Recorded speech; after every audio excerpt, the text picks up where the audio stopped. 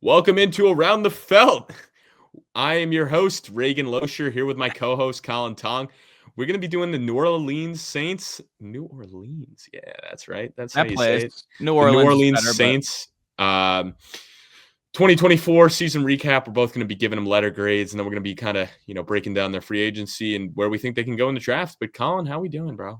I'm doing well, man. It feels good to talk some ball. We're almost through this series, recapping every team. I believe this is our second to last division. So it's been a grind, but, looking forward to coming down the home stretch here and wrapping it up. We got the New Orleans Saints today. Not a great season, man. So we're going to have to be a little harsh here with our grades, I think. Yeah. No, I mean, we can't hold back. We can't hold back. And I don't think Saints fans would want us to hold back, honestly. I don't even know, where Saints fans want the Saints to go. They're in such a weird spot. And they're always Yeah. in cap hell. And then, they always figure it out. But, at the end of the day, very mediocre over the past couple of years. Derek Carr clearly has not worked out. And it sounds like he will be their quarterback again. But Colin, what grade did you give the Saints? I'll let you take the floor first. I gave him a D. And I was not expecting them to make the playoffs last year. Part of the reason I didn't give them an F. They won 5 games. They went 5-12. You look at their roster. I mean, offensively, they were 24th in scoring, 21st in total. That's not going to get the job done. Defensively, you were 30th in total, 31st against the run, 19th scoring. Also, that's not going to get it done. You had Carr, who only played in 10 games, had an oblique injury, concussions, and broke his hand. And to be honest, when he was in the lineup, it's not like he was very good. I mean, he was better than Spencer Rattler, that's for sure. But, I think you're okay with Rattler. You kind of, I don't know. I don't think he's ever developed into your franchise quarterback. I don't think he's the future, but at least you had a young guy getting reps you could see. So I guess that's slightly a positive. I mean, Olave had another concussion, actually multiple concussions. That's not good for his long-term health. And, you wanted to build off what he did his rookie year. And it's unfortunate because you look at that offense and outside of Kamara, you're looking for that next go-to guy with Michael Thomas out of the picture. And Olave was kind of tracking to be that. And now a little bit of a setback, which I think is a big negative. I mean, of course, you fired Dennis Allen, which is rightfully so. I don't think he was going to be the answer for you guys to get you the playoffs. But yeah, like you mentioned, Reagan, I gave him a D, and you look at this team, and you're still in salary cap hell. I don't really see that bright of a future. They're going to have to bite the bullet, so I'll dive more into that when we get to the offseason, but I'll give you the floor to give your grade first.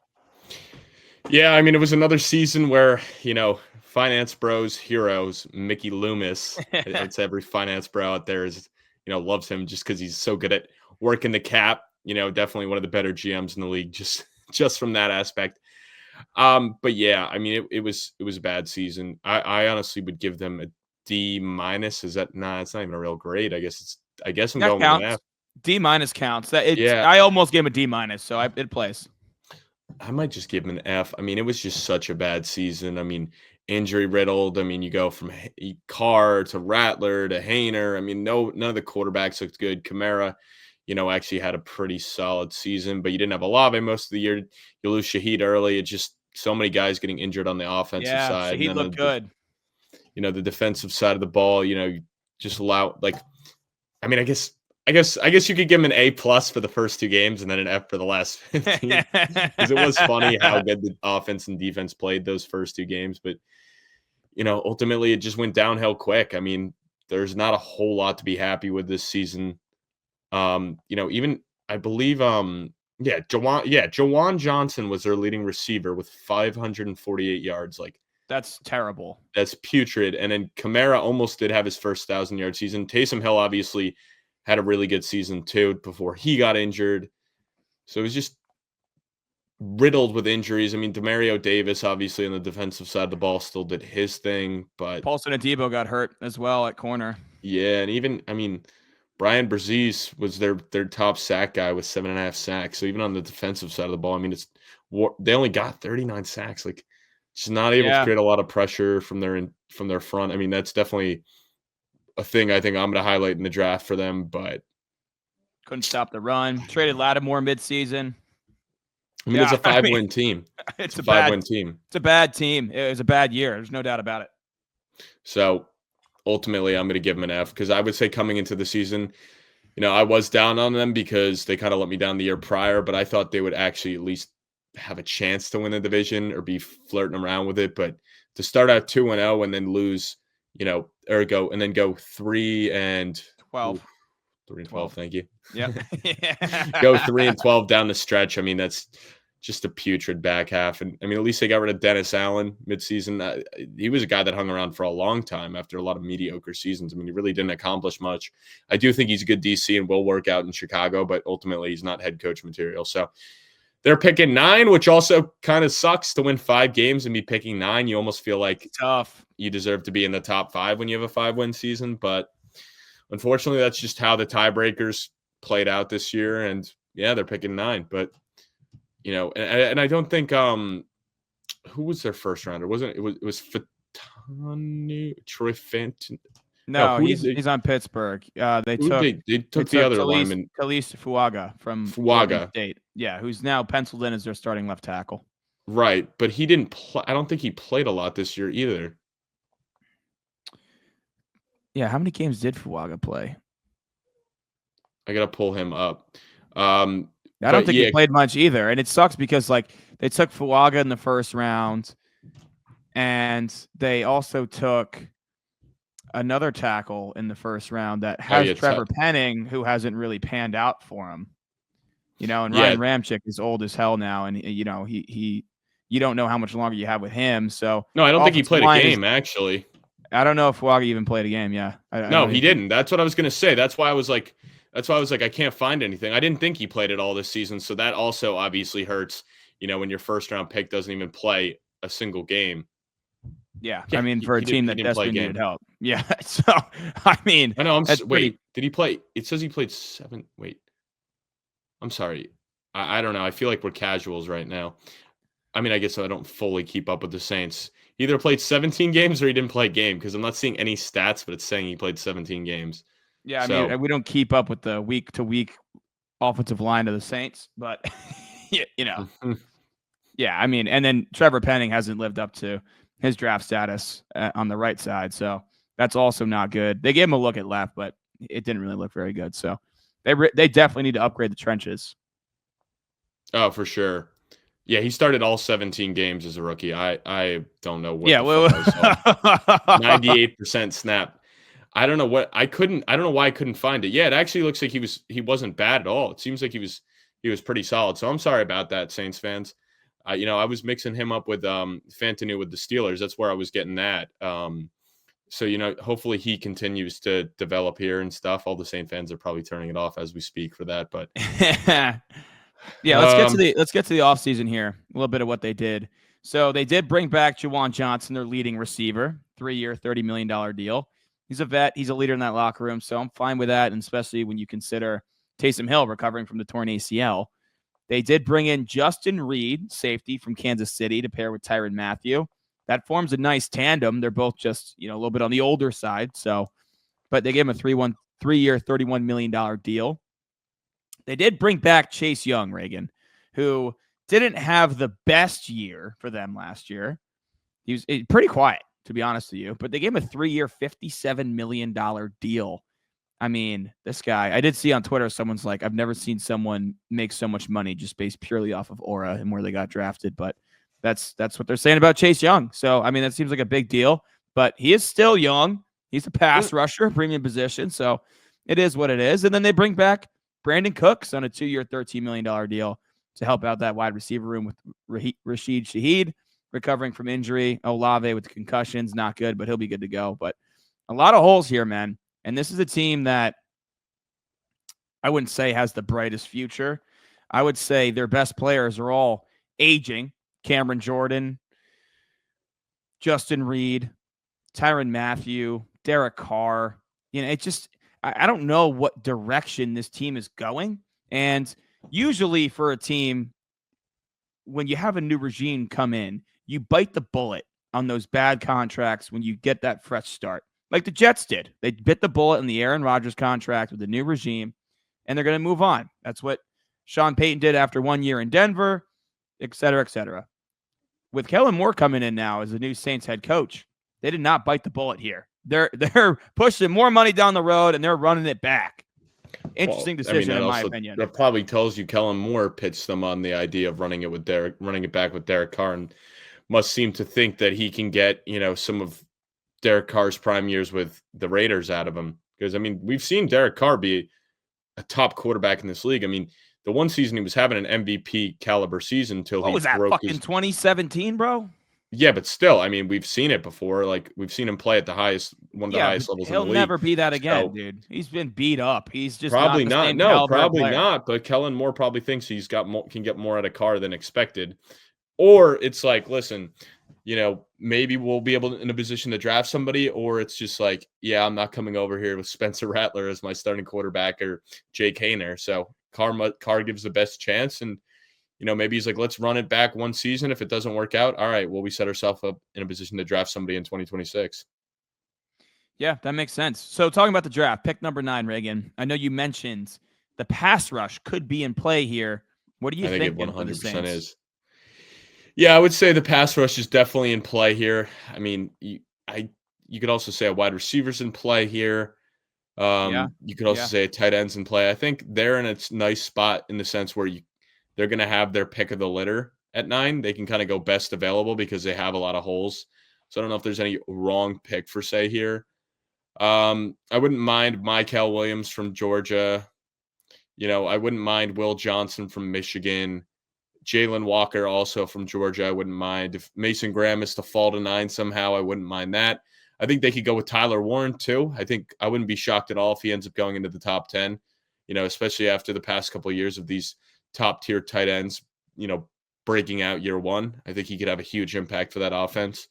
If you're looking at the wide receiver landmark, could they go Tet? Yeah, they could. But I've seen him sliding down a lot of draft boards. So it'll be very interesting to see what happens. Yeah, I have in my mock draft, which is releasing soon, I do have Jaylen Walker out of Georgia. Just makes a lot of sense from the standpoint with the flexibility he has playing off-ball linebacker and off the edge. I think it makes a lot of sense.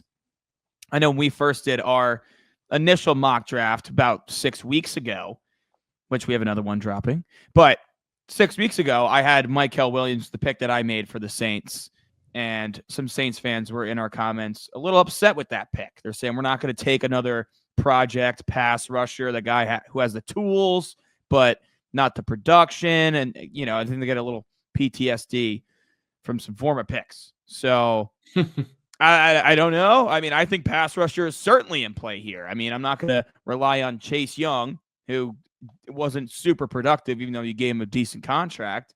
And Cameron Jordan, let's be honest, was he 35 years old now? Like, he's a leader on that defense, but he's not a double-digit sack guy anymore. And the way that you also couldn't stop the run at all, one of the worst teams in the league against the run, yeah, I think pass rusher is absolutely in play. Will Johnson, that makes a lot of sense to me. I wouldn't hate Jahdae Barron either. You got 2 nice safeties. I know you got Kool-Aid McKinstry as well that you took last year, so you could build a pretty nice secondary if they do go the corner route.